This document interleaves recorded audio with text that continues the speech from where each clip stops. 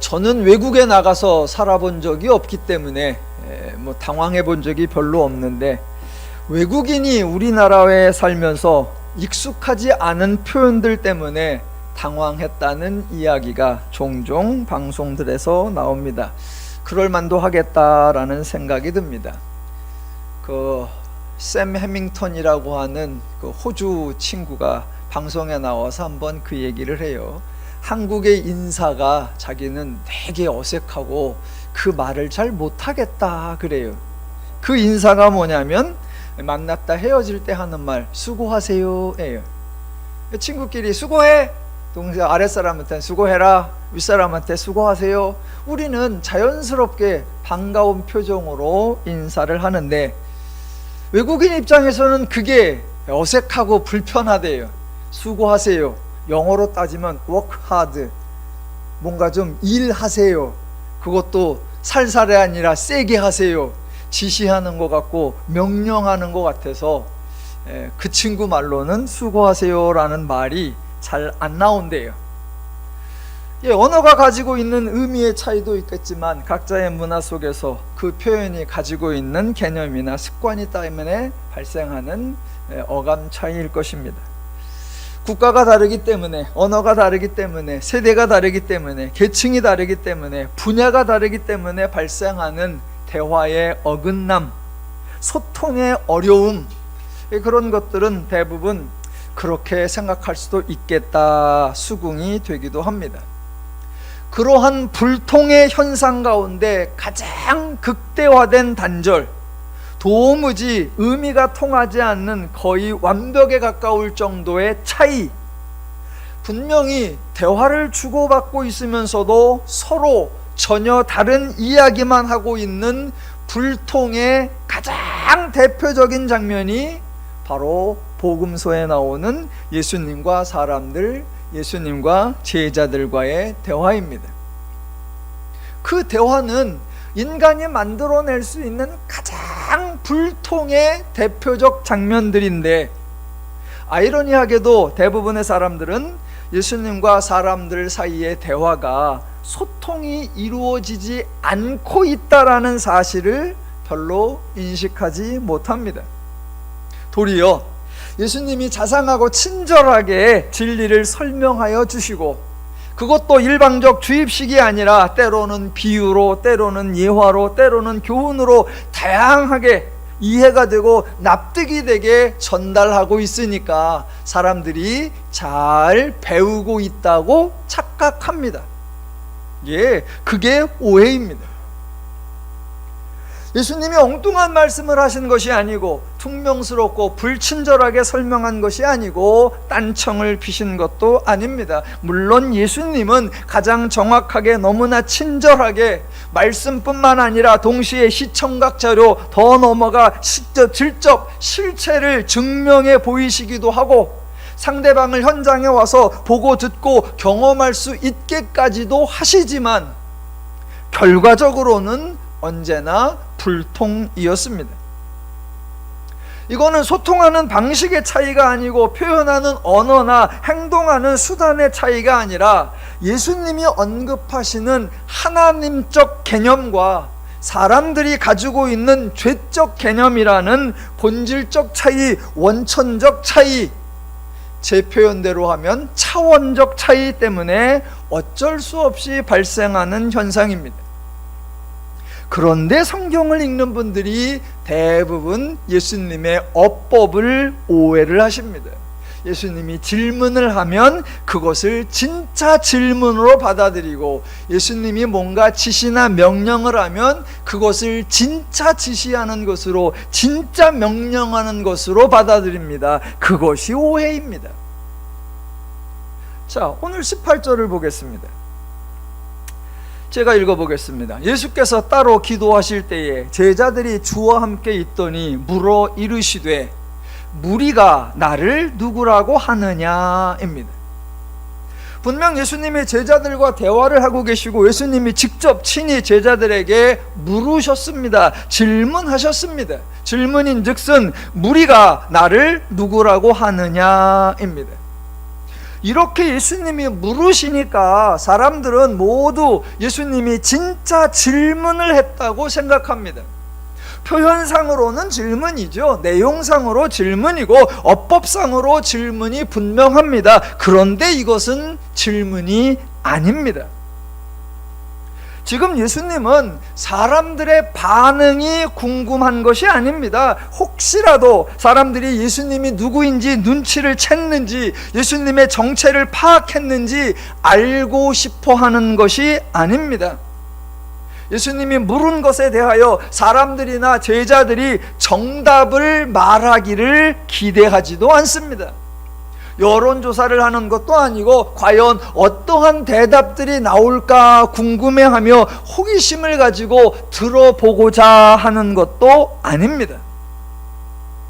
질문이라는 양식으로 표현되어 있기는 하지만 내용상으로나 의미상으로나 대답을 들어보려는, 특히나 정답을 기대하는 질문이 전혀 아니라는 것입니다.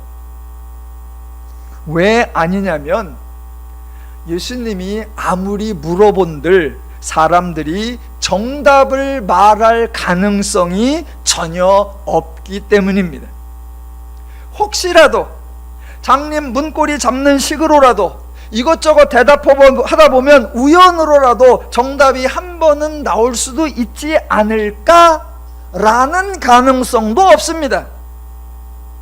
예수님이 질문하시는 것에 대하여 사람들이 정답을 말할 가능성이 전혀 없다라는 사실을 예수님이 가장 정확하게 알고 계십니다.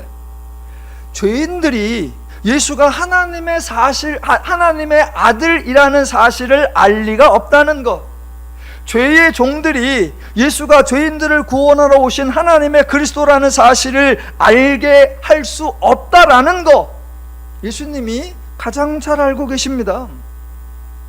모든 것을 알고 계시는 예수님이 아무것도 알지 못하는 사람들에게 무엇인가를 대답을 기대하고 특히나 정답을 기대하면서 질문을 하실 리가 없습니다.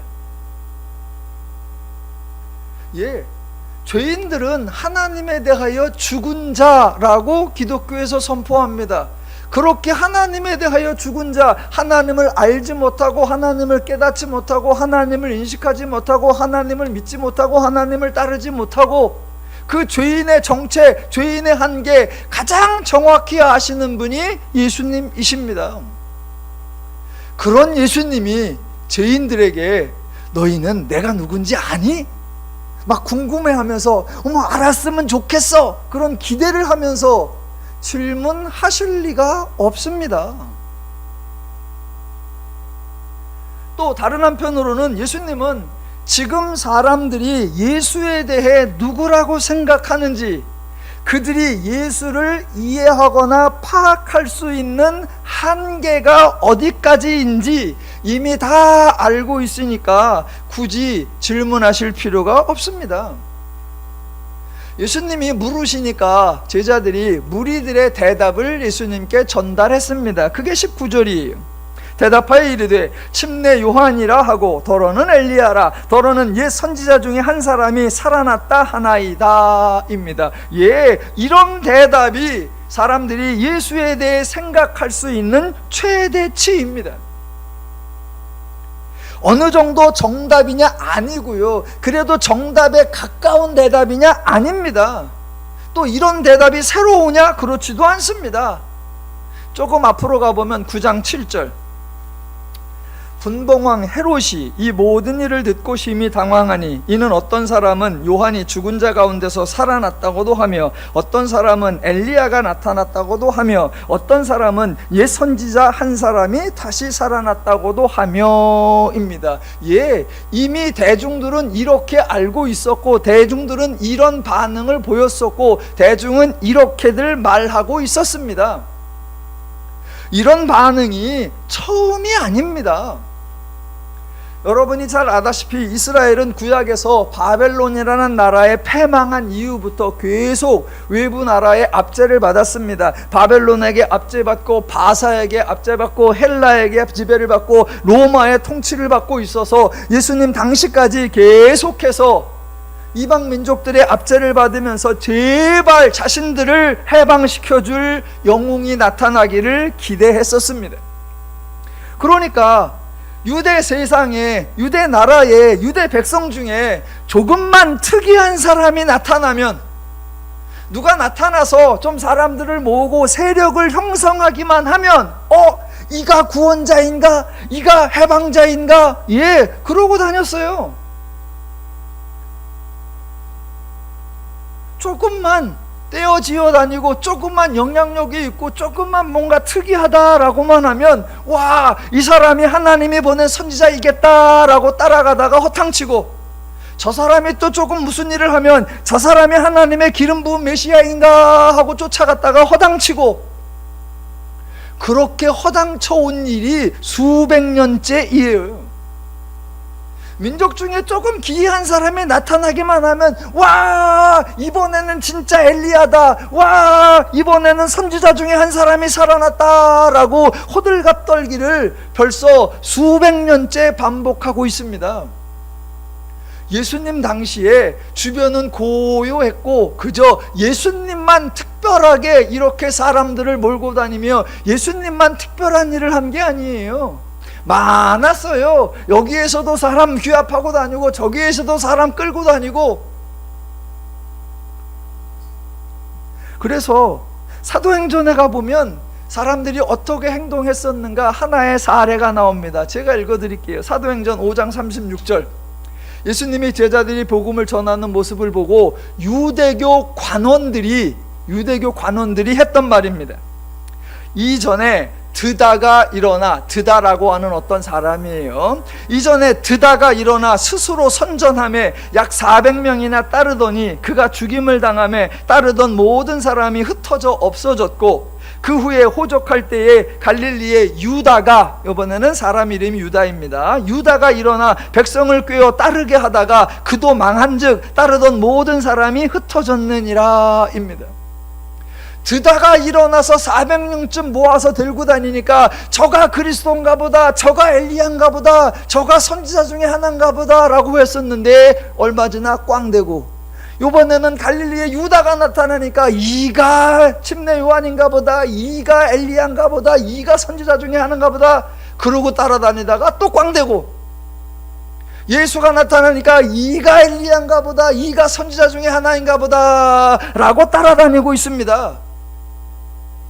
그런 짓거리를 수백 년째 해왔고 지금 예수님에게도 그 짓을 하고 있습니다. 예수님이 백성들의 그런 과거와 지금 백성들의 그런 행적을 모를 리가 없습니다. 예수님께서 그런 사람들에게 새로운 대답, 정답을 기대하지 않습니다. 그러니까 예수님의 질문은 질문이 아닙니다. 그런데 본문에는 예수님의 질문이 한 번 더 나옵니다. 그게 20절. 예수께서 이르시되 너희는 나를 누구라 하느냐입니다. 처음에는 무리가 나를 누구라 하느냐라고 물으셨고, 이번에는 제자들에게 너희는 나를 누구냐 하느냐라고 물으시는 겁니다. 예수님은 무리들에게는 정답을 기대하지 않았지만 그래도 제자들에게는 정답을 기대하시면서 신중하게 제자들에게 질문을 하셨을까요? 이것에 대해서는 제자들을 어떻게 생각하느냐, 그거에 따라 답이 달라질 수도 있습니다. 혹자들은, 많은 사람들이 이렇게 생각하죠. 제자들은 평범한 사람들이 아니다. 제자들은 예수님의 기준에 합당해서 제자가 될 만한 자격이 있어서 예수님에 대한 믿음이 있고 충성이 있고 예수님이 보시기에 제자로 뽑을 만한 근거가 있어서 다른 사람들과는 구별된 것이 있어서 당연히 제자로 선출되었다라고 생각을 합니다. 즉 예수님이 아무나 제자로 뽑은 것이 아니라 다 뽑힐만 하니까 자격이나 조건이 충분해서 정당하게 뽑힌 것이라고 여기는 것입니다. 제자들을 그렇게 생각하는 사람들은 제자들에게는 예수님에 대한 지식이 있고, 제자들은 예수님에 대한 믿음이 있고, 제자들은 예수님을 이해했고, 그래서 예수님을 따라다닌 거다라고 생각을 합니다. 그러니까 그 제자 중에 하나 베드로가 대답한 20절의 대답이 정답이라고 간주를 합니다. 과연 그럴까요? 저는 제자들이 특별한 사람이 아니라고, 제자들이 합당한 사람이 아니라고, 자격이나 조건을 갖춘 사람이 아니라고 주장하는 사람입니다. 왜냐하면 제자들도 다른 모든 사람들과 동일한 죄인에 불과하기 때문입니다.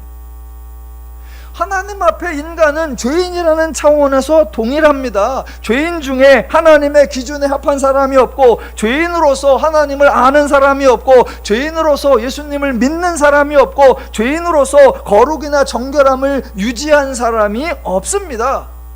그래서 예수님은 제자를 뽑을 때 누구를 뽑으시느냐?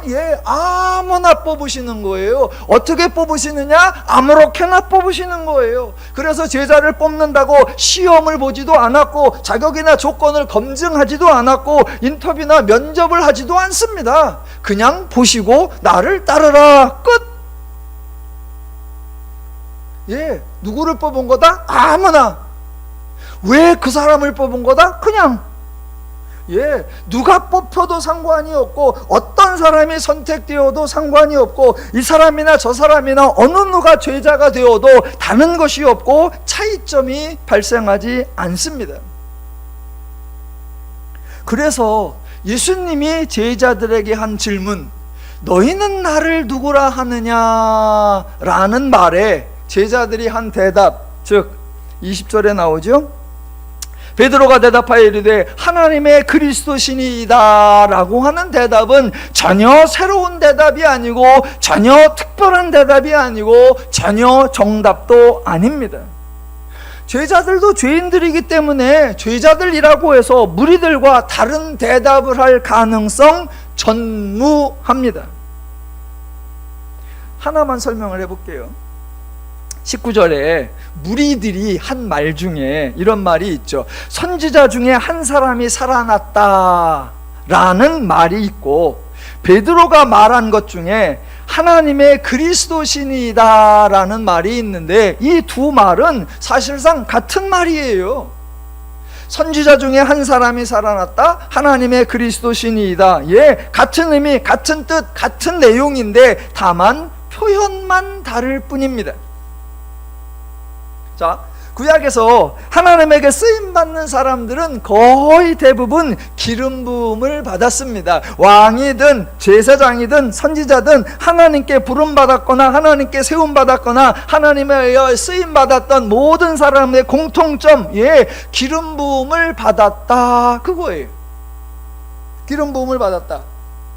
기름 붓다, 마사흐라고 하고요. 그래서 기름 부음을 받은 사람, 히브리어로 하면 메시아가 되고요. 그것을 헬라어로 하면 그리스도가 되는 겁니다. 그러니까 메시아나 그리스도라는 표현은 나중에는 우리의 구원자 되시는 예수님을 지칭하는 특별한 호칭이 되었지만, 원래에는 매우 평범한 호칭, 여러 사람과 다양한 직분에 통용되던 일반적 호칭이었습니다. 아시는 대로 사울 왕도 기름 부음을 받은 메시아 있고요. 메시아, 기름 부음 받은 자.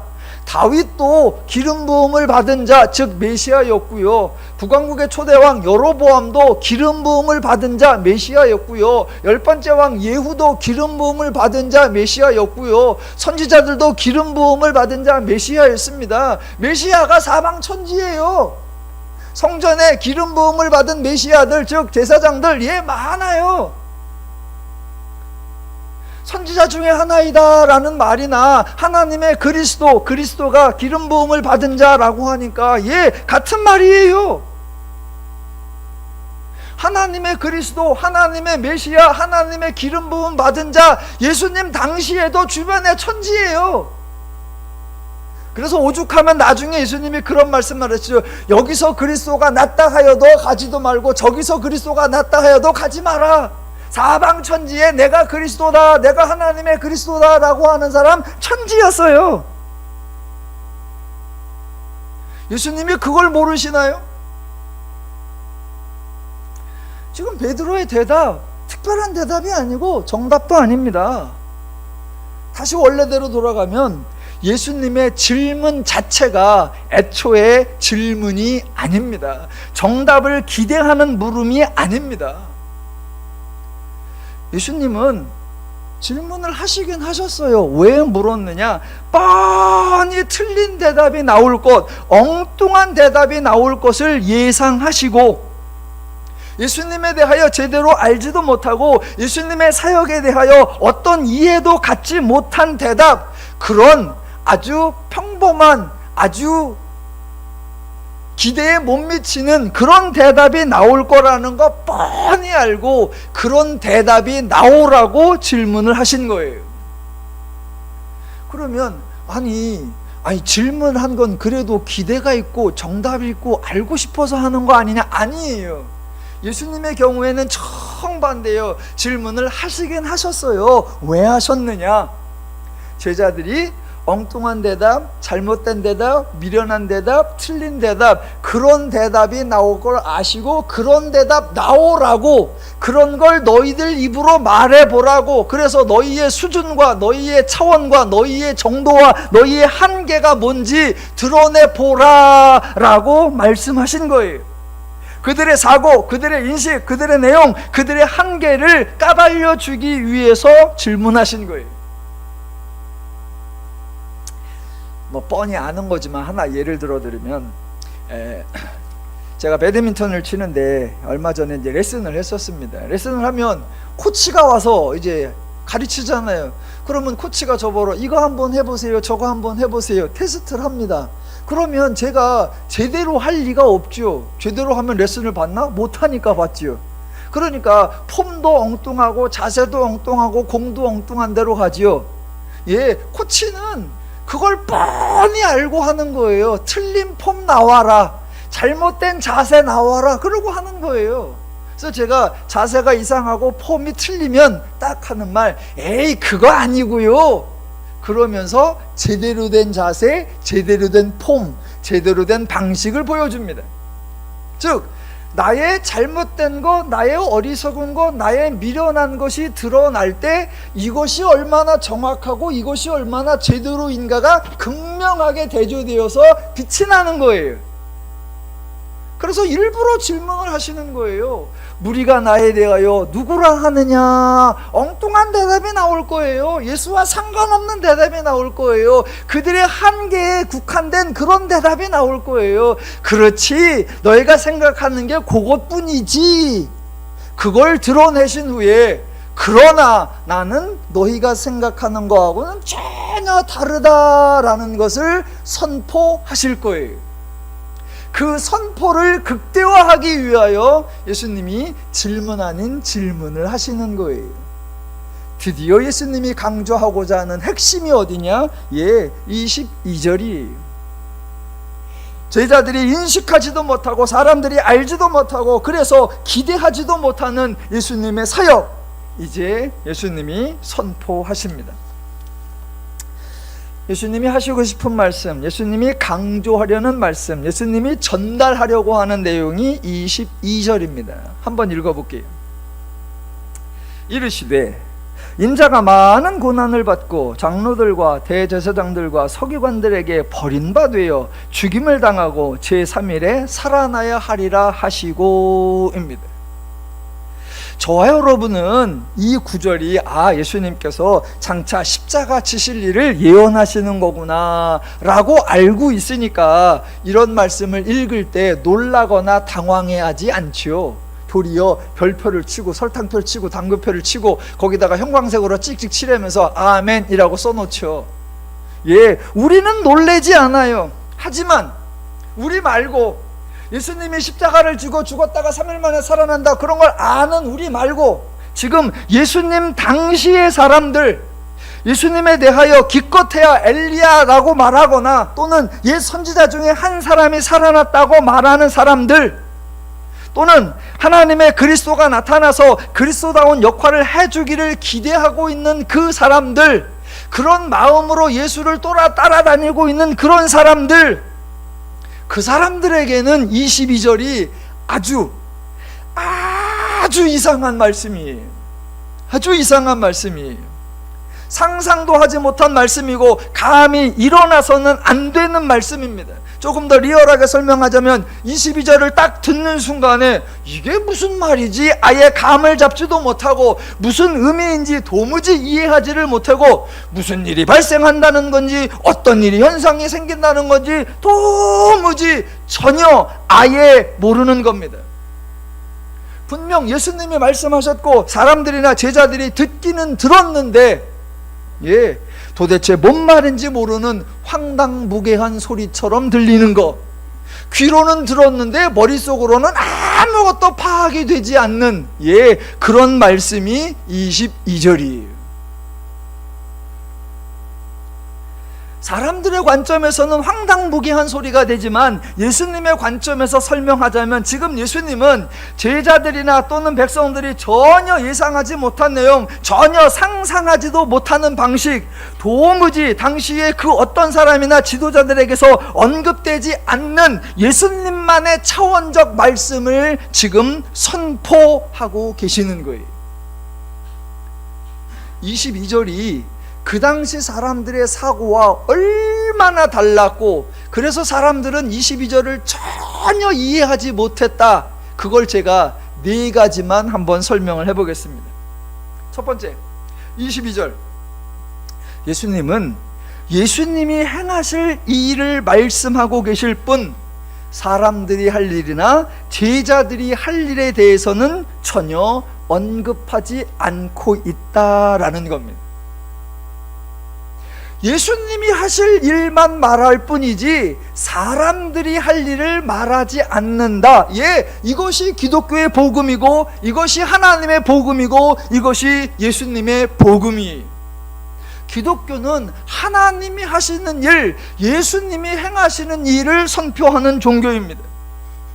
예수님은 사람들을 모으기 위해 당근을 제시하고 있는 것 아니고요, 사람들이 한번 시도해 볼 수 있는 새로운 방법을 제안하는 것 아니고요, 사람들에게 가능성이 있어 보이는 새로운 수단을 언급하는 것 아닙니다. 오직 예수님이 하실 일, 오직 예수님만 하실 수 있는 일, 예수님 자신이, 예수님 스스로, 예수님이 친히 행하실 일, 그 일을 강조하며 선포하고 계십니다. 이렇게 선포하는 것, 그것이 사람들에게는 어색하고 당황스러운 거예요. 왜냐하면 그 당시에 인생들이 살아가면서 이렇게 말하는 사람, 이렇게 말하는 종교, 이렇게 말하는 지도자 만나본 적도 없고 들어본 적도 없습니다. 그들이 경험했던 허다한 왕이든 총독이든 제사장이든 지도자든 언제나 백성들이 할 일만 강조하고 사람들이 지켜야 할 일들을 지시하고 요구하고 명령하고 강요했기 때문입니다. 지도자라고 하는 사람들이, 리더라고 하는 사람들이 나오기만 하면 여러분이 이거를 해야 됩니다, 열심히 내고 있는 사람들에게 그거는 부족하니까 더 열심을 내라고, 수고하고 있는 사람들에게 그 정도는 안 되니까 더 수고하라고, 희생하고 있는 사람에게 그것으로 충분하지 않으니까 더 하라고, 늘 그런 소리를 해왔고 백성 입장에서는 늘 그렇게 들어왔습니다. 그것에 너무나 익숙해져 있는데 지금 예수는 사람들이 할 일, 백성들이 할 일, 제자들이 할 일은 전혀 언급하지 않고 오직 예수 자신이 할 일만 선포하니 난감합니다. 좋아요. 예수를 선지자 중에 하나라고 생각했어도, 하나님의 그리스도라고 생각했어도, 자신들을 지도하고 인도하고 있다고 생각할지라도 결국은 자신들이 수고하고 자신들이 열심 내고 자신들이 헌신해야 한다라고 마음 먹고 있는데, 그동안 다 그래왔잖아요. 왕도 여러분은 가만히 계십시오. 제가 모든 걸 해결하겠습니다. 그런 적이 없지요. 왕도 백성들 다 모이십시오. 안 나오면 죽여버립니다. 그랬었고, 여러분의 것 다 바치십시오 라고 했었고, 그동안 모든 지도자들이 백성들에게 요구하고 강요하고 닥달했지, 예수처럼 말하는 사람이 없었습니다. 그러니까 어색하고 당황스러운 거예요. 두 번째, 자, 예수가 한 말을 들어보니까 내용인즉슨 뭐냐? 인자가 많은 고난을 받고 버림받으여 죽임을 당한다랍니다. 여러분, 사람들이 메시아 또는 그리스도를 기대했던 이유, 메시아 그리스도를 따라다녔던 이유가 무엇입니까? 메시아나 그리스도는 강한 자요, 센 자요, 이기는 자요, 승리하는 자일 것으로 기대했기 때문입니다. 메시아가 나타나서 모든 적들을 물리치고 자신들에게 새로운 삶, 부유한 삶, 번영된 삶을 만들어 줄 것으로 기대하니까 그를 추종하고 그를 따랐던 거예요.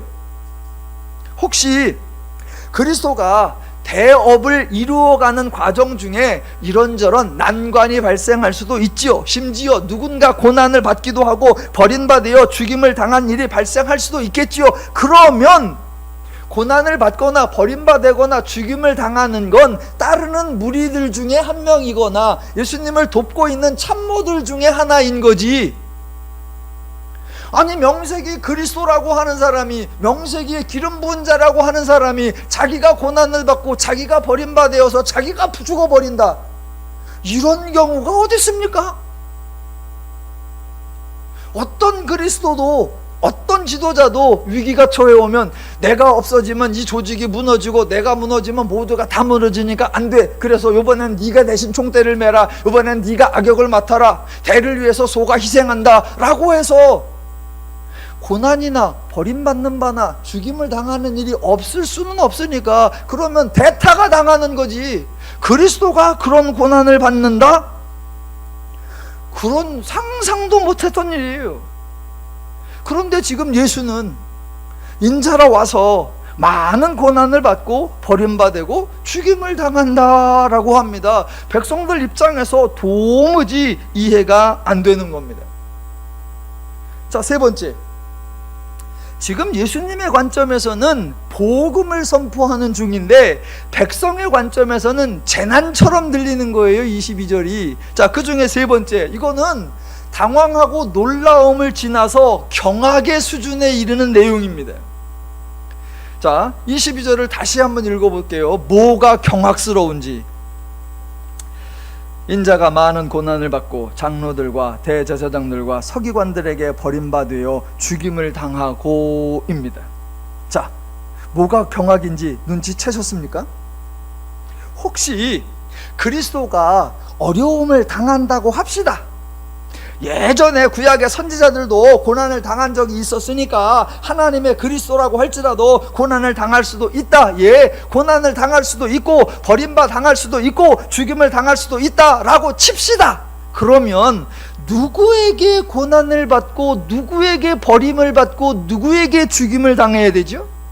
당연히 적들에게, 상대편에게, 반대편에게 받을 것입니다. 예수님 당시로 하면 로마에게, 로마 사람들에게, 로마 관료들에게, 로마 군병들에게 고난을 받고 버림을 받고 죽임을 당해야 할 겁니다. 그런데 예수님 말씀을 들어보면 뭐라고 합니까? 인자가 장로들과 대제사장들과 서기관들에게 많은 고난을 받고 버림받으여 죽임을 당한다라고 합니다. 아니, 장로들, 대제사장들, 서기관들 같은 민족 아닙니까?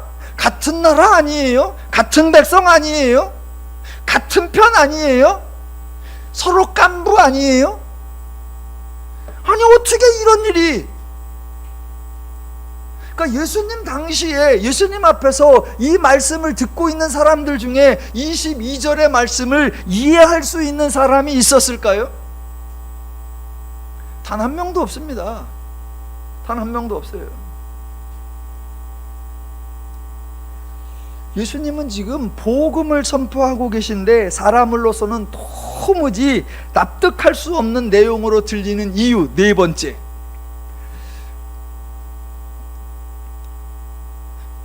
황당함을 넘어서 경악을 넘어서 그 이상을 뭐라고 표현하죠? 이건 좀 어색한 내용인데, 야 이거는 들어보니까 황당무계한데, 야 이거는 경악스러운 내용인데, 그 다음을 뭐라 그래요? 쇼크, 경악, 그 넘어. 그러니까 아예 이거는 그게 뭔 말인지 그냥 아예 전혀 감이 안 잡히고 파악이 안 되고 애당초 생각 자체가 없어. 그런 걸 뭐라 그래요? 지금 그거예요. 이게 22절이 그 단계까지 올라가는 거예요. 그 단계까지.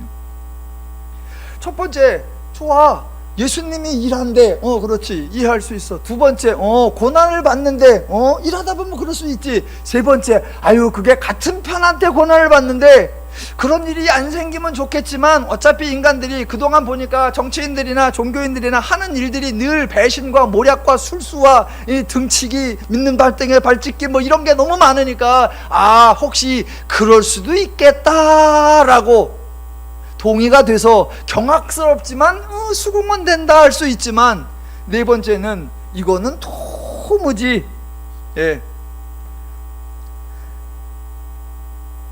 그러니까 이거는 폭탄 선언도 아니고 뭐라고 해야 되나, 표현이 없습니다. 그냥 멍해지는 거예요. 그게 뭐냐, 22절 맨 끝에 나오는 겁니다. 제3일에 살아나야 하리니 입니다. 이게 뭔 말이에요? 제3일에 살아나야 하리니. 여러분 일단 이게 보세요. 죽었는데 살아나야 하리니 뭐요 이게? 죽었다가 살아난다는 것 자체도 이게 개념이 없습니다. 인식이 없어요. 애당초 뭔 말인지 안 잡혀요. 그런데 더 황당한 건, 황당을 넘어서는 거죠. 죽었다 살아난다는 것도 희한한데 살아나는 것도 날짜를 정해놓고 살아나. 제3일에 살아난다. 아니 살아나는 것 자체도 이게 불가사의하고 이게 불가능하고 그게 말도 안 되는데 날짜 정해놓고 3일 만에 살아난다. 여러분 1단계도 이해가 안 되는 사람들에게 2단계, 3단계를 넘어서 아예 개념과 방식과 의미와 내용이 전무한 사람들에게 들려지는 거, 뭐 제가 표현할 수 있는 방식은 그냥 백지 상태. 그렇게 나오는 거예요. 지금 22절은 그렇게 들려요. 22절은 앞에서 예수님이 물으신 질문보다 지금 예수님이 선포하시는 22절이 예수님의 본질이요 예수님의 핵심입니다. 너희는 내가 이런 일을 행하는 사람인 줄, 너희는 내가 이런 일을 행할 줄 전혀 몰랐지. 너희는 나를 누구라고? 엘리야 중에 하나라고? 침례 요한 중에 하나라고? 옛 선지 중에 하나가 살아났다고? 그 정도지. 그들의 질문을, 대답을 기대하신 것이 아니라 너희들이 대답해 그 정도잖아, 너희들의 최대치가 그 정도잖아, 그런데 내가 할 일이 22절이야 라고 선포하신 거예요. 저들이 어떤 대답을 하든 예수에 대해 어떤 이해와 어떤 생각을 가지고 있든 그들은 22절에 예수님의 사역을 꿈에도 생각 못했을 겁니다. 그래서 예수님은 22절의 선포를 극대화하기 위해 저들의 사고, 저들의 개념, 저들의 생각, 저들의 인식, 저들의 방법에 전혀 다른 선포, 그것을 극대화하기 위해 하지도 않아도 되는 질문, 들을 필요도 없는 대답을 들으려고 하는 질문, 나를 누구라고 하느냐라고 했던 겁니다. 자, 오늘 본문에서 예수님이 강조하시는 본문은 22절이고 제가 오늘 설교하고자 하는 핵심 내용은 23절과 24절이에요. 예수님 당시의 사람들이 23절의 말씀을 이해하지 못했다면 오늘날 사람들, 특히나 기독교를 믿고 성경을 읽는 성도들이 이해하지 못하는 구절, 그게 23절과 24절이에요. 자, 먼저 23절과 24절을 읽어볼 테니까, 뭐 아시는 내용이지만 제가 낭낭한 목소리로 읽어볼 테니까 들으시는 순간 무슨 느낌이 드시는지 느껴보시기 바랍니다. 23절과 24절. 또 무리에게 이르시되 아무든지 나를 따라오려거든 자기를 부인하고 날마다 제 십자가를 지고 나를 따를 것이니라. 누구든지 제 목숨을 구원하고자 하면 잃을 것이요 누구든지 나를 위하여 제 목숨을 잃으면 구원하리라. 들어보시니까 마음이 어떠신가요? 복음처럼 들리나요? 갑자기 모든 수고하고 무거운 짐을 다 내려놓는 듯한 편안한 마음이 드십니까? 아니면 부담감이 밀려오십니까? 그래, 과연 예수를 따른다는 거 절대 쉬운 일이 아니구나, 내 이럴 줄 알았어, 불편한 마음이 드십니까? 내가 성도가 되기는 됐어도 제자는 안 될 거야, 갑자기 그런 각오와 다짐이 굳게 세워지십니까? 자, 대체적으로 성도님들은 22절하고 23, 24절을 분리를 합니다. 그래 놓고 22절 이거는 예수님과 관계된 내용이야, 예수님이 장차 십자가 지실 사역을 예고한 내용이야 라고 이해합니다. 예, 정확한 이해입니다. 그리고 나서는 23과 24절, 이거는 성도들과 관계된 내용이야, 예수님을 따르려고 하는 예전의 제자들이나 오늘날 성도들이 해야 할 일에 관한 내용이야 라고 이해합니다. 예, 정확합니다. 맞아요.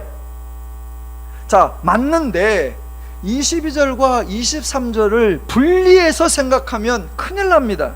그런데 대부분 분리를 해요. 22절은 어차피 예수님이 행하실 내용이니까 그냥 내비두고, 우리가 해야 할 일은 23절과 24절이니까 23절을 읽고 23절을 묵상하고 23, 4절을 실천하려고 애써야지 라고 늘 23, 24절에 주목합니다. 그러면서 23절을 보니까 자기를 부인하는 것, 자기 십자가를 지는 것이라고 나오니까 버거워합니다.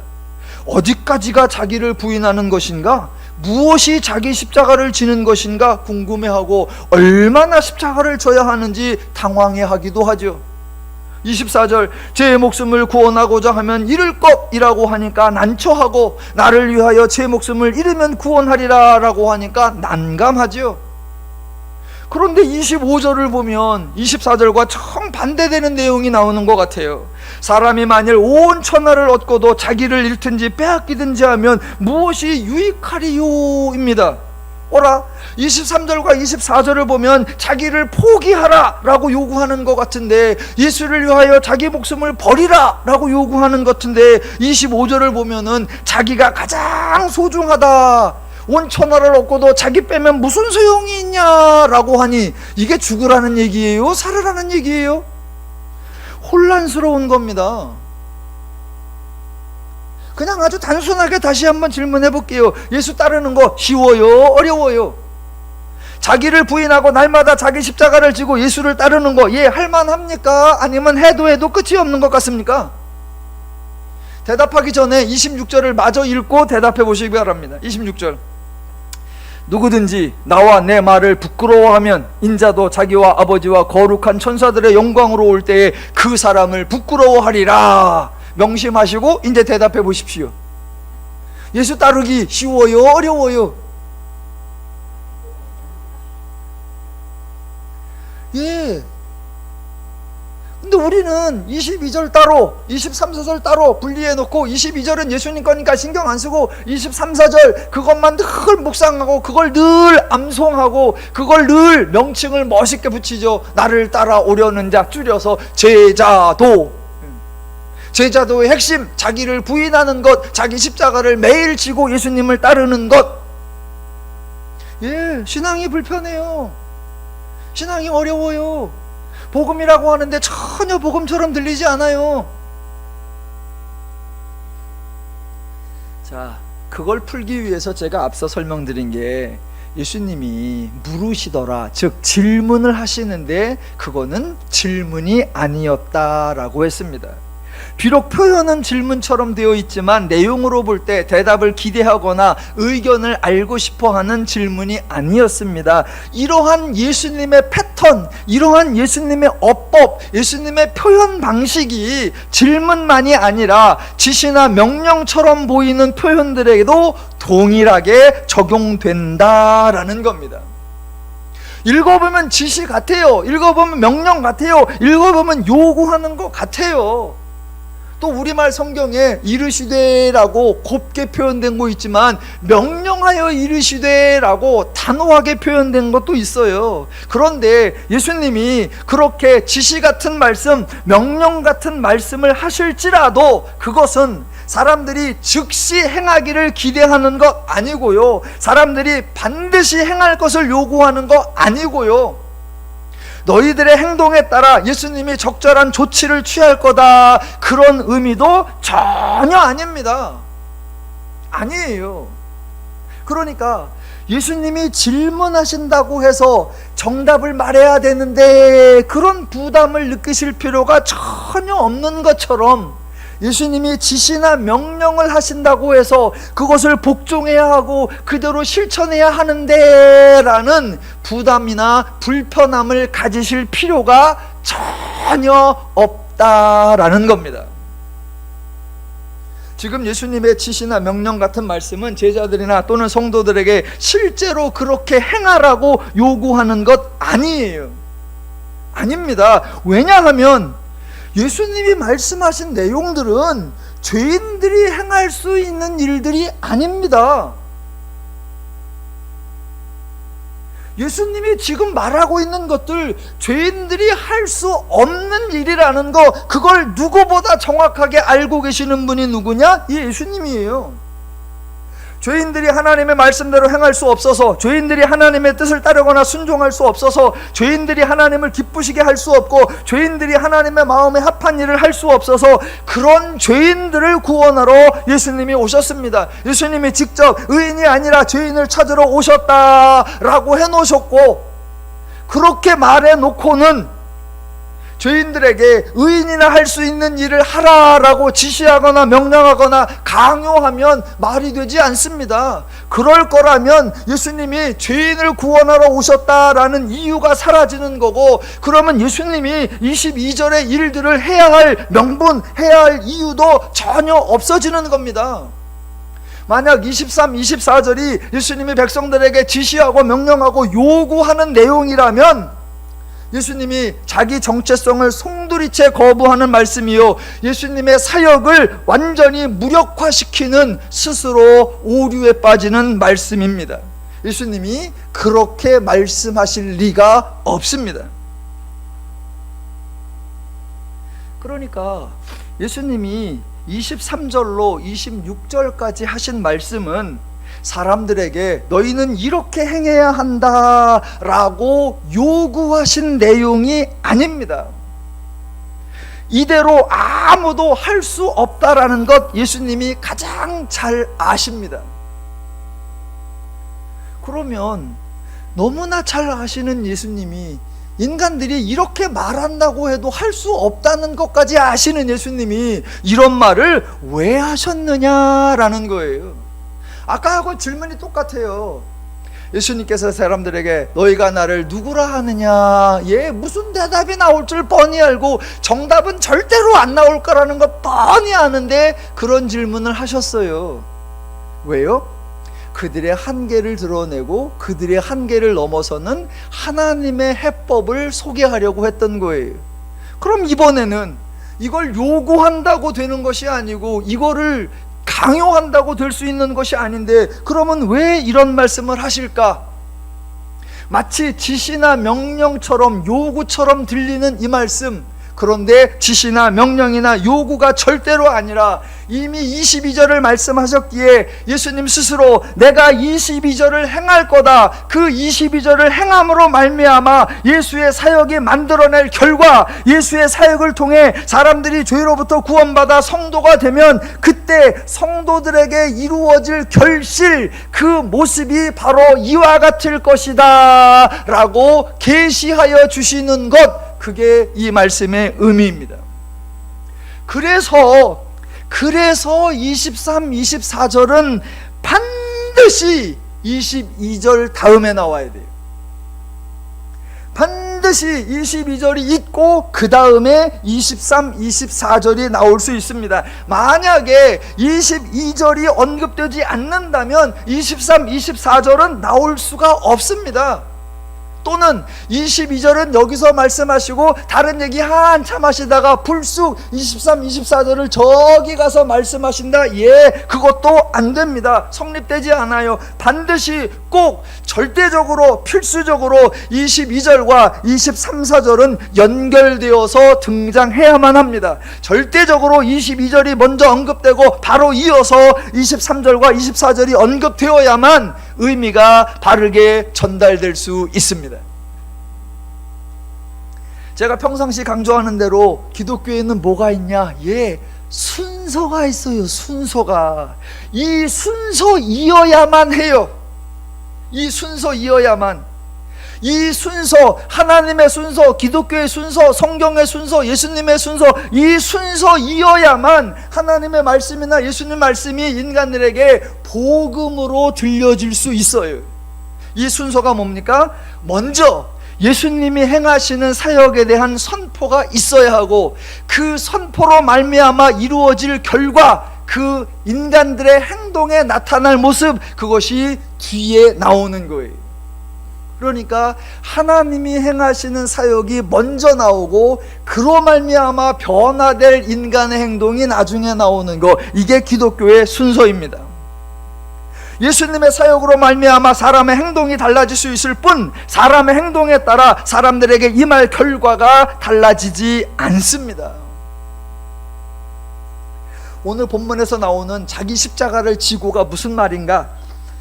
날마다 자기 십자가를 지고 자기를 부인하고, 이게 무슨 말인가? 그리고 27절에 너희가 나를 부끄러워하면 내가 너희를 부끄러워하리라, 이런 게 무슨 말인가? 요거는 다음 주까지 하고요. 일단 오늘 본문, 예, 이 순서이어야 한다. 그런데 성경은 너무나 당연하게 예수님이 그런 순서로 말씀하셨고, 성경에도 그런 순서로 기록되어 있습니다. 그러니까 저와 여러분이 너무나 당연하게 22절을 먼저 읽어야 하고, 이어서 20과 3절과 24절을 읽어야 하고, 당연하게 22절의 말씀을 이해한 후에, 아, 그러니까 그 내용에 근거해서 23절과 24절을 이해하면 됩니다. 그러면 너무나 당연하게 23절과 24절이 복음처럼 들리고, 읽거나 들을 때 너무나 평안하고 예수님 따라가는 게 쉽고 자연스럽다라는 생각이 듭니다.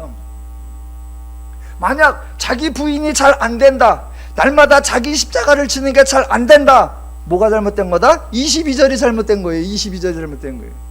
그러니까 자기 부인이 안 될 때마다 자기를 날마다 쳐서, 자기를 날마다 막 탄식하고 하나님 앞에 죄책감 속에 회개하고, 그걸 할 게 아니라, 자기 부인이 안 되거나 자기 십자가를 지는 게 안 된다 그러면 22절을 원망하시면 됩니다. 아, 예수님 뭐 하셔? 일을 제대로 안 해놓으셨나? 어떻게 일을 이렇게 엉망으로 해놨어? 내 삶 속에는 왜 결실이 안 나타나? 나의 삶 속에는 왜 열매가 안 나타나는데? 그렇게 따지시면 돼요. 그럼 하나님께서 다음 주에 광 목사 설교를 들어봐라, 그렇게 하실 거예요.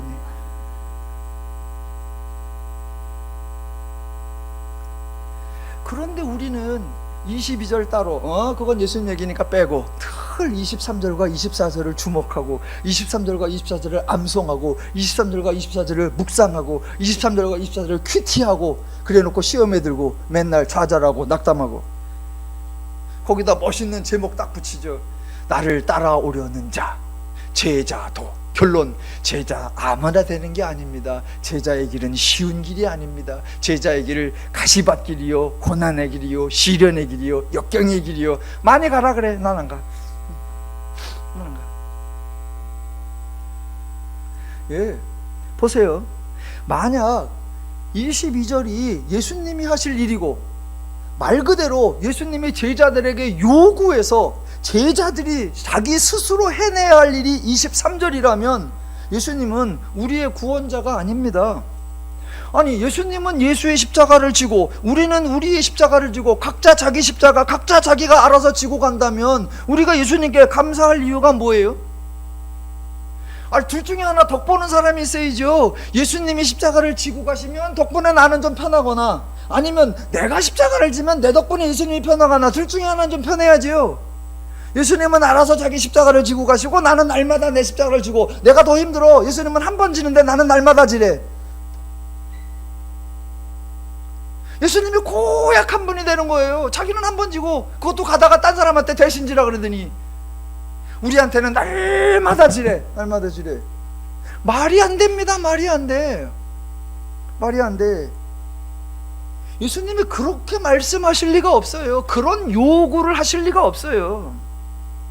예수님은 정말로 고맙고 감사하게도 22절에서 예수가, 인자가 고난을 받을 것이고 인자가 버림받을 것이고 인자가 죽임을 당할 것이다, 그러나 그것으로 끝이 아니고 제3일에 살아나리라 하셨습니다. 정말 고맙잖아요. 우리에게 고난당하라고 하지 않고, 우리에게 버림받으라고 하지 않고, 우리에게 죽으라고 하지 않고, 죽은 다음에 때까지 정해놓고 네가 살아나라라고 하지 않고, 그거 다 하나님이 하신다고 하니까 고맙잖아요.